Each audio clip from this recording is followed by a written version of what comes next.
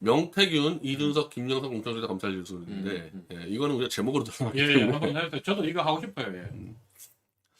이게 이제 시작되는 거 아니에요? 음. 그러니까 대표님 고맙습니다. 이 은혜 꼭 갚겠습니다. 상대 후보 잡는 수치만 나오면 요게 지금 문제가 되는 것 같아요. 이게. 그러니까 이준석은 상대 후보 잡는 수치만 나오면 어. 된다라는 얘기가 음. 네가 정상적으로 돌려가지고 그런 수치가 나오면 공천받는데 유리하다라고 본인은 주장하는 거고 그 앞뒤 여러 가지 명태균과 이준석의 주고받은 카톡이나 녹취록을 보면 이준석이 김영선이 유리한 여론조사 결과를 가져와라 이렇게 얘기했다고 많은 사람들은 해석을 하죠. 근데 예, 일단 얘가 창원이란 말이에요. 예. 그러니까 나는 이게 계속 이게 검찰하고도 이제 논쟁이 되는 것 같은데 음. 웬만한 국힘당 후보는 민주당은 이겨요 여기서는. 예, 이기죠. 그러니까 제 이런 거로 국힘당 변희재도 이길 겁니다. 예, 그렇죠. 그렇죠. 그러니까 이게 의미가 없는데 이게 왜 의미 없는 얘기를 했냐? 그러니까 이거는 거의 짜고 치는 고스톱 아니냐? 이런 식으로 검찰이 얘기하는 거예요. 아니 그 밑에 보면 카톡도 내용 중에 그게 있어요. 그 저기 명태균이 몇 가지 자료를 보냈는데 그 밑에 보면 국민의힘 후보하고 여론조사 돌린 게 또 두 개가 있어요. 그 두 개를 김영선이 13%인가 17%인가 앞서게 만들어 놓은 게 있는데 그걸 이제 우리는 조작했다고 보는 거죠. 근데 이거잖아요. 예. 상대 후보 잡는 수판 나면요 자료 내일 모레 하겠습니다. 해가지고 자료 가져왔잖아요. 이게 예. 이게 이제 상대 후보 잡는 게 요거고 예. 또 있나요? 밑에 그 국힘당 요건가요? 예, 총 두 개를 보내요. 두 개. 김영선 전에 예. 김지수 자체 여론조사 하나 더 있나? 아니요, 두 개. 딱 개. 두 개예요. 예. 두 개인데 저희가 보면 명태균 씨가 늘 그 무리수를 써가지고 뭔가 부당한 걸 받으면 대통령이나 영부인한테도 자기 뜻을 관철시키면 늘 은혜 있지 않겠다, 은혜 갚겠다 뭐 이런 내용을 해요. 근데 이준석 의원 당시 저 국민의힘 대표한테도 은혜를 갚겠다, 잊지 않겠다 이런 말을 했다는 게 이게 그냥 정상적인 여론조사 결과가 나왔는데 그걸 뭘 은혜를 갚아? 뭔가 안 되는 걸 갖다가 협잡에 의해서 만들어냈기 때문에 자기가 안 되는 걸 만들어주니까 은혜를 갚겠다, 잊지 않겠다 하는 거 아니겠습니까? 네, 그렇다는 거죠. 명태균 오딩을 잘 보면요. 뭔가 이 꼼수를 썼을 때 은혜란 얘기가 나와요. 예. 뭐 조작을 하든 안 하든지 어쨌든 김영선이 상대 후보를 앞서는 거를 가져왔고 이준석은 상대 후보 잡는 수치만 나오면냐 했기 때문에 그대로 이제 거래가 된 거다 하고 뭐 또 하나 줬나 보네요. 이게 이제 아마 이게 이제 이 국힘당 후보들과의 경쟁력 비교 분석일 수도 있겠네 이게. 그리고 보면 제가 어제 자료를 좀 누가 보내줘서 보다 보니까 이준석 대표가 그 접대를 받고 있는데 그게 이제 윤리위의 징계가 시작되잖아요. 그 다음날 명태균 씨하고 카톡을 주고받아요. 주고받고 그 다음에 김건희 여사를 만나거든요. 본인은 얘기하기를 포항에서 김건희 여사 이름을 팔면서 자꾸 공천 달라고 하는 사람이 있어서 김건희 여사를 만나서 그 문제를 매조짓기 위해서 갔다고 얘기하는데 많은 분들은 그렇게 보는 게 아니라 그거는 그거에 있고 또 자기의 문제를 다급한 처지를 김건희 여사를 통해서 해결하려고 도움을 청하려고 간 게 아니냐 이렇게 말씀을 많이 하시면서 그 자료를 저한테 주더라고요. 예. 그래서 우리가 주고받았던 카톡 이런 걸 보면 김건희하고 예, 그렇죠. 예. 제가 까지 봤는데 지금 너무 많아가지고 그런데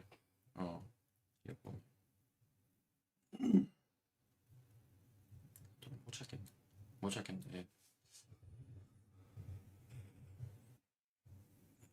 그리고 명태균하고 명태균 게이트 보도 이후에 가장 통화를 많이 한 사람은 김영선이고 명태균 씨와 두 번째로 통화 많은 게 이준석 의원이에요. 이준석 김영선이 89회 이준석은 7차를 했지만 그 비서관인 박유화 비서관이 총 17회를 해서 24회 통화를 해요. 예, 나머지 김진태도 통화를 하고 뭐 이렇게 하지만 예. 그래서 이준석 의원과 명태균 씨는 서로 간에 상부상조하는 관계다. 그래서 지금 뉴스타파는 이게 소재문이 나왔는데 명태균, 네. 이준석이 김영선 공천하겠다. 검찰의 자백. 실제로 조작을 했다 안 했든 이준석이 원하는 여론조사를 줘서 결론적으로 경선 없이 된 거죠. 그렇죠. 창원에 공천을 받을 때 사실은 김영선 의원이 저희는 정말로 그때 김영선이 창원서 공천 받을 때 충격을 받았거든요.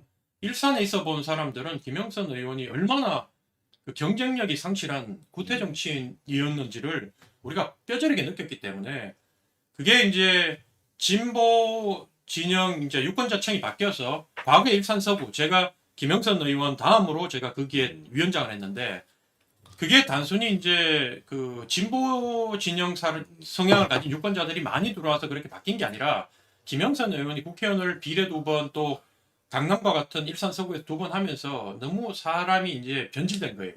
그래 행사장 같은 데 가서도 각종 뭐 구설수 말하는 게 맞지 않고 처신이 맞지 않고 이러면서 경쟁력이 상실된 사람인데 그래서 그 지역에서 도저히 안 되니까 도지사 하겠다고 창원에 내려갔다가 도저히 끝난 줄 알았지 우리는. 근데 어느 순간 창원에 공천 받는 걸 보고 정말로 우리는 경악을 했죠.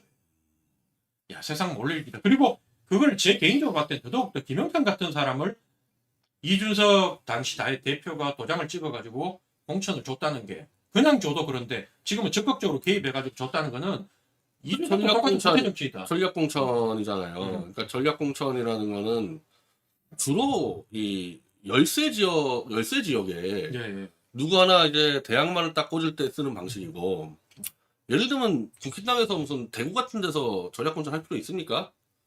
형성시키면 되는 거지, 그런 부분들은. 근데 실제로는 경상도에 무조건 이기는 지역일수록 경선을 붙이기도 하지만 도리어 누가 이제 누가 나가도 이기기 때문에 그 지역을 전략 지역으로 이 지정을 하고 물갈이용으로 있잖아요. 아, 그럴 때 이제 주로 이제 주로 이제 그렇게 신진대. 신진을 하지. 그러니까 예를 들면 일본에서도 이제 뭐 보이지 미키즈들을 유리한 데 걸렸는데, 그거는 이제 예를 들면 신진인데, 아니 근데 김영선이 신진이 아니니까.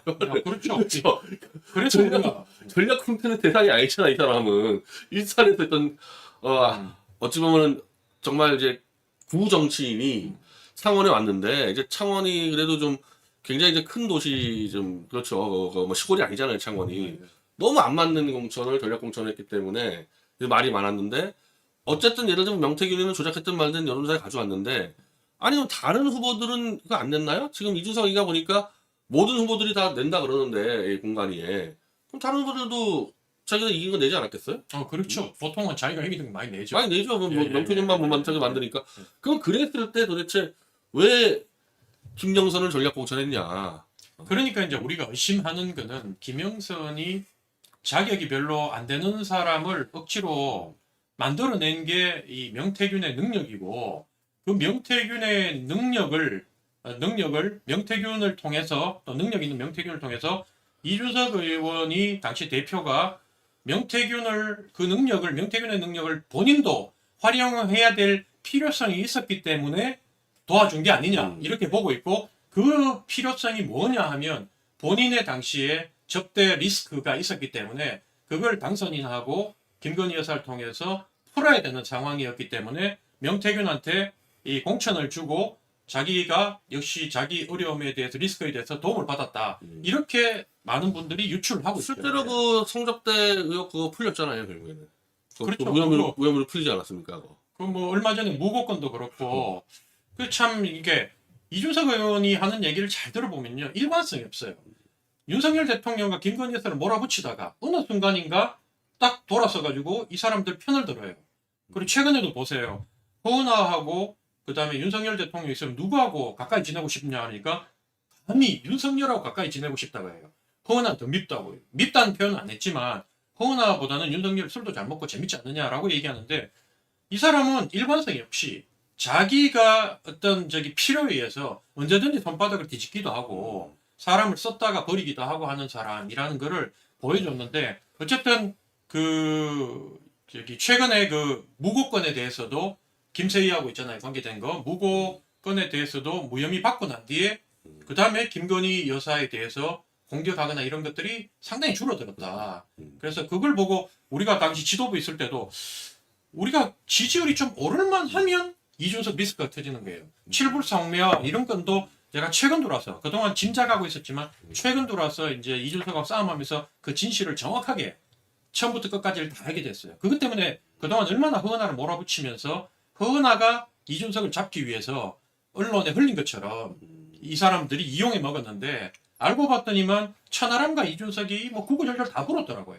이런 내용들, 그리고 칠불사에서 나무를 심을 때 어떻게 심었고 그 밑에 5만 원짜리를 왜 넣었고 그래 놓고 지금 와가지고 주술이 아니다라고 얘기하고, 명태균은 나중에 얘기하기를 그때 나무 사들고 갔던 김범준 비서실장 보고 봐라. 이준석도 한 그루 심었고 천하람도 한 그루 심었는데 다 밑에 5만 원씩 넣어가지고 네가 김범준이 네가 심었으면 네가 당선됐지. 그걸 왜 천하람한테 양보해가지고 천하람이가 나무 심어가지고 당선됐냐고 이렇게 질책을 할 정도로 그러니까 처음부터 끝까지 다 거짓말인 거예요. 그러니까 김영선이 왔을 때 자기는 그냥 듣고 황당해가지고 그냥 거기서 비례 1번 달라는 걸 그냥 접고 갔다고 얘기하는데 실제로는 서울 올라와서 상당히 그 부분을 놓고 김종인 김용남 이런 사람들하고 회의를 4시간 동안 했고 이게 이제 다 밝혀지는 거예요. 제가 그걸 보면서 세상이란 게 이렇게 한 명을 영원히 속일 수는 있고 전체를 갖다가 잠시 속일 수는 있어도 전체를 영원히 속일 수는 없다. 이걸 제가 요즘 이준석 사태를 보면서 또 한 번 느끼고 있어요. 난 요 대목도 이상한 게 여론조사 가져왔어요. 네. 이준석 이거를 누구든지 공간에다가 저러 넣으면 된다 그러는데 아니 그럼 공간이나 들어 그래야지. 윤상현 개인이잖아 이거는. 그렇죠. 더군다나 공간 한교수통에서 한교수통에서 이거 누구 함성득인가? 함성득일 거예요 이거. 함성득 교수도 김건희하고 뭔가 좀 엮여 있는 사람인데 뭐 되게 가깝고 아니 공간에 넣는 거와 이 김건희 사적 라인하고 윤상현은 개인 아닙니까? 이렇게 넣는 거랑 같냐고 이게 지금. 아니 이거는 당 대표가 이 정도로 루트를 누구를 통해서 공천관리위원장한테 넣으라고 하는 거는 이건 바로 공천이에요. 이건 비선 돌려가지고 그렇죠. 하겠다는 얘기잖아요. 공천 개입이나 마찬가지인 거지. 이게 사실은 우리 같이 저도 공천 7번 떨어져 봤지만 공천 때 그 공관위원 한 명 줄 잡으려고도요 얼마나 노력한지 압니까? 온갖 사돈의 팔촌 동원하고 전화라도 한 통하고 내 일확산장이라도 넣어보려고 노력하는데 이거는 뭐 공천 주겠다는 소리 아닙니까? 이게 특혜죠 이게. 난 이게 딱 걸리더라고요. 이런 식으로 당 대표가 브로커밖에 안 더 됩니까? 자기가 별로 안 가깝다며. 브로커한테 이렇게 사적 루트를 딱 알려가지고 이런 경우는 이제 공천 비리죠, 뭐 뻔하죠. 공천 비리라고. 공천 비리죠, 공천 비리죠. 이거는 비리라고 봐야 되는 거죠. 이걸 지금 많이 안 짚어가지고 짚어나갔습니다. 이거. 이준석은 지금 이래서 내가 재밌는 게 지금 중앙하고 그 조선이 그냥 한동훈으로 도배를 하고 있어요, 한동훈 도배를. 이준석 얘기가 안 나와. 왜 그런 것 같아요? 그리고 이제 조갑제라고 우리 입장에서 변절자인데 이준석 만세 찬양 정말 3개월 동안 이준석 만세 찬양 하는 있는데 갑자기 이준석 얘기를 안 하고 또 한동훈 만세 찬양하고 있어요. 아 그래요? 그러니까 한동훈하고 이준석이 약간 이제 좀 겹치나 봐요 시장이. 그래서 지금 조중동하고 조갑제 이런 사람들이 이준석을 버리고 한동훈으로 가는 것 같다 이거 지금. 사실은 따져보면 홍준표 시장이나 김문수 장관이 국민의힘의 대권 후보가 되면 이준석 의원이 좀 쓰임 가치가 있을 거예요. 왜냐하면 그분들이 원체 오른쪽으로 치우쳐져 있기 때문에 쓰임 가치가 있지만 오세훈 시장이나 특히 한동훈 전 대표가 국힘의 대권 후보가 되면 이준석하고는 도리어 선을 그으려고 할걸요. 도움이 안 되는 거야. 이 사람 한 표를 갖고 오기 위해서 10표를 포기해야 되는 그 여성표, 젊은 표는 포기해야 되거든. 이게 노인들 표도 그렇고. 그렇기 때문에 본인은 지금 사법 리스크도 있고 여러 가지 뭐 계속 고소고발 당하고 명태균 폰에 뭐가 터져 나오니까 윤석열 대통령이 지금도 가만 기다리면 이재명 대표의 2심 결과가 나오고 자기가 반전의 모멘텀을 가질 수 있는데 무리하게 그 비상기염을 했던 게 아직도 잘 이해가 안 되거든요. 그게 아무래도 명태균 폰에 결정적인 내용이 있고 그걸 특히나 김건희 여사가 참지 못해서 남편 옆구리를 찔러서 뭐라도 해봐라고 해서 이렇게 한 게 아닌가라고 많은 중도부터 시작해서 진보 쪽에 있는 사람들이 예상을 하고 있는데 이준석도 마찬가지. 지금 이준석 같은 경우에는 원래 이준석 특기가 민주당 사람들 만나면 머리를 숙여도 국민의힘에서는 내가 대장, 당대표를 했기 때문에 악수를 하거나 누굴 만나도 나이 든 사람을 만나도 정치인들 만나면 인사 절대로 안 했거든요. 근데 얼마 전에 상징적인 장면이 있잖아요.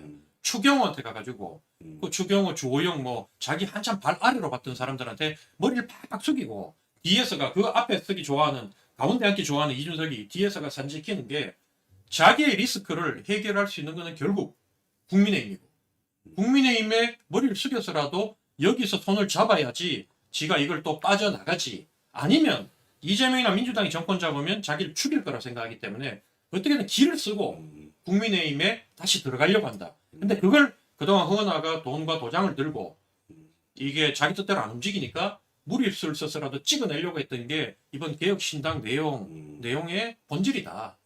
그리고 돈 같은 거 지금 비리가 너무 많다 보니까 이것도 지금 막아야 되고. 아니 그러니까 그 국힘당 무슨 행사에 갔다 하는 거 보고 아니 지금까지 허은하고 뭐 국힘당의 당 팔아먹기만 맞아요. 했었으면은 갈 곳이 있어도 안 가는 게 정상인데 굉장히 급하구나. 급하지. 그리고 이제 그렇게 되다 보니까 조중동 쪽에서 이제 상품성이 떨어졌다.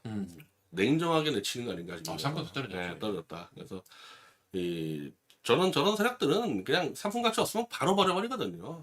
이준석이 한때는 많이 나올 때는 한 7%뭐 이렇게도 나왔는데 단독으로 넣어도 지금 이준석 의원이 여론조사 잡히는 거 보면 많이 나오면 2%.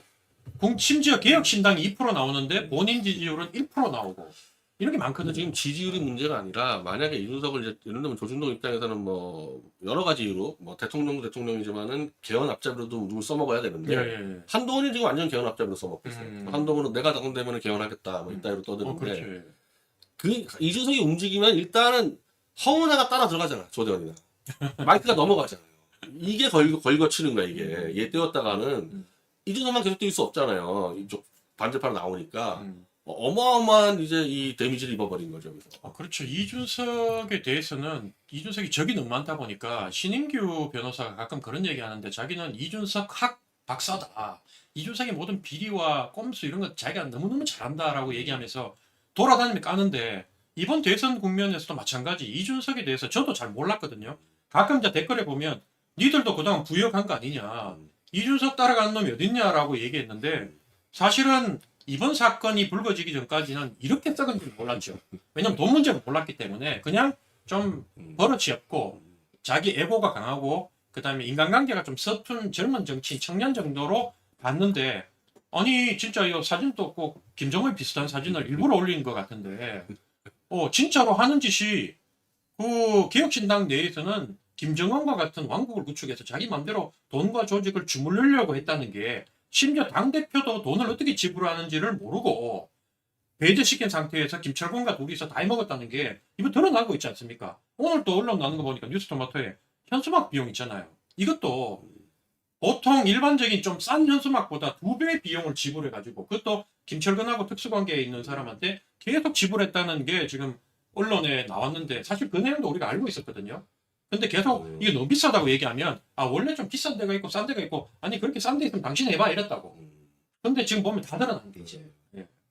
근데 그 뉴스토마토는 그러니까 이 명태균 취재하다가 이준석한테 뒤통수를 맞았다고 생각하는 거예요 뉴스토마토는? 그래서 제가 사실은 공동으로 같이 취재를 들어가다가 그냥 뉴스토마토가 그냥 어느 순간에 그냥 이준석을 죽으러 달리는데 그 뉴스토마토 입장에서는 사실은 메이저 언론은 아니었잖아요. 근데 메이저 언론이 아닌데 뭐 예를 들면 메이저 정치인에 대해서 거대 양당이 대권 후보 정도에 대해서 기사를 써서 특종을 터뜨리면 탁 뜰 건데 그 정도는 안 되는 것 같고 그런데 그 마이너한 후보 중에는 그래도 인지도가 비호감도 무려 비호감도 1등 정치인 아닙니까? 이재명을 이기 그거는 역대로 있은 일이 없었어요. 이재명, 홍준표를 능가하시고 홍준표 워낙 지지율이 바닥이니까 근데 이재명 아니 지지율이 1% 2% 나오는 후보가 비호감도 1등을 한 적이 우리 정치사에 없어요. 예전에 홍준표가 잠시 1등 한 적이 있었어요. 지지율이 바닥에 1%인데 1%까지 아니고 5%대도 홍준표. 그래. 1% 홍준표 나오는 다음에 두 번째. 그러니까 이준석을 뉴스토마토는 지금 이준석 따라다니면서 까는데 목숨을 건 이유가 이번 대선에서 이준석 분야는 자기들이 봤을 때 블루오션이라고 보는 것 같아요. 근데 사실 뉴스토마토 정도의 규모의 벤처 매체는 한번 다룰 만한 컨텐츠죠. 왜냐면 다 좋아하니까 이준석 가는. 그렇죠. 이준석 가는 다 거는 좋아하니까. 남녀노소 영원한 관계. 리스크도 별로 없고 이게 다 좋아하니까. 그러니까 저희한테 찾아와서 저한테도 많은 기자들이 요즘 찾아오고 있지만 특히 뉴스토마토에서 코업을 하자고 많이 찾아와서 좋다고 제가 했죠. 그래서 뉴스토마토 통해서 요즘 이준석 의원 자기들이 취재해 놓은 내용 그동안 비리 7불 사건 이런 에 대해서 제가 교육을 다 받았습니다. 특강을 받고 있기 때문에 저도 이제 거의 박사학위까지는 아니더라도 이준석 학에 한 석사 정도는 된다. 앞으로 대선 국면에서 요긴하게 쓰려고 합니다.